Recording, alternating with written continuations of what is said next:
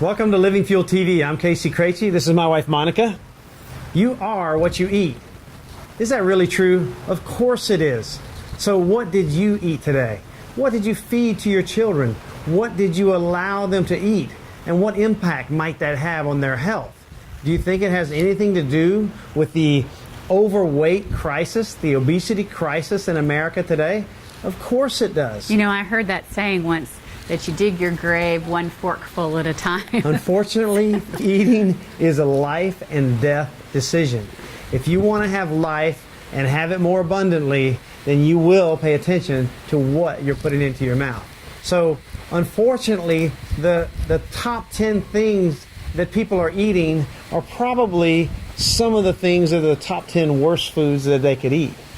Well, yes, and that brings me to the book. In Casey's new book, he has a list of top 10 worst foods. And I'm going to give you 5 of them, but what I wanted to do was to read it out and then have you tell the people why it's so bad for us. Because I think we need to understand really what's behind it in order to change our habits. So, are you ready for number 1? Da-da-da! Here it is.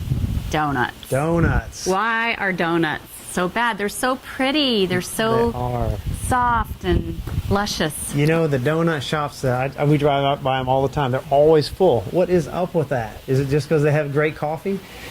The truth is that when you take a carbohydrate like that, you take white flour and sugar, and you deep fry it in oil, particularly vegetable oils, which aren't designed to be heated, you create a toxic mess. It is so bad for a person that it takes you a long time to overcome a single donut. Now, that oil, too, that they use is used over and over and over and over. Yes, oftentimes it will heat it again.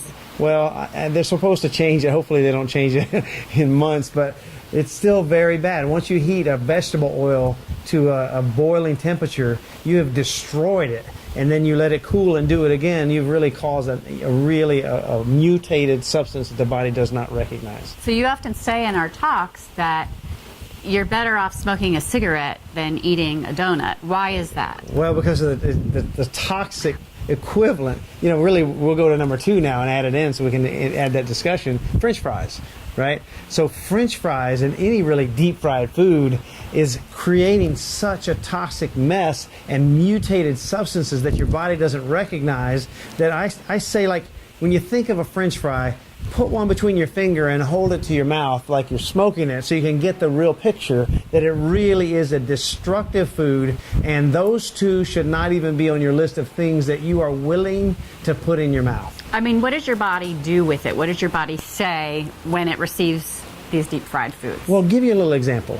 When you eat a whole hard-boiled egg, for instance, you've seen this before, you line them up on the table. It is physically impossible to eat more than 2 or 3, and some people say 4 hard-boiled eggs, because there are signals in foods. There's a genetic receptors, if you will, or signaling in food that tells your body what you've eaten and have you had enough of it and so on.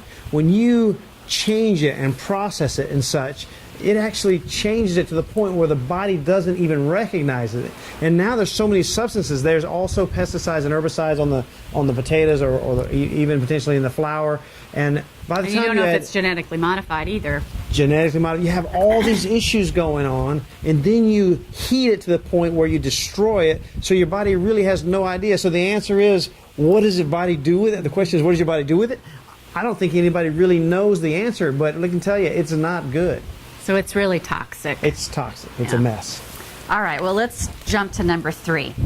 You say fast food hamburgers, hot dogs, sausages, and all factory farmed meats. You know, this is another subject that is crazy. You go to the web and do a little search, and was it 4-year-old hamburger, do a search in a major search engine, you'll find a video of a customer who bought a fast food hamburger and put one in their coat pocket and ate one, and then forgot about it, and then a couple of years later pulled it out of the closet, and it looked exactly as it did when he bought it. It smelled the same, it looked the same, it looked perfect. Interestingly, the ants didn't find it, neither did the moths. So, folks, if the ants won't eat it, you shouldn't either. So that just shows that it's very preserved, lots of preservatives and what? What does that tell? Who knows what it tells? I mean, it's lots of preservatives. There's chemicals in there. There's things you don't recognize. We recently found that one of the fast food chains, they talked about the burger in their tacos, that it's not really even just burger. It has a mixture of things. It's only 30% beef, and then it has anti-foaming agents and cornstarch and other things mixed in there to make the ground beef. So, this is an area where you really want to try to avoid those kind of places for your beef, frankly. All right. Well, let's do one more. Let's see, which one? All right, how about number 10?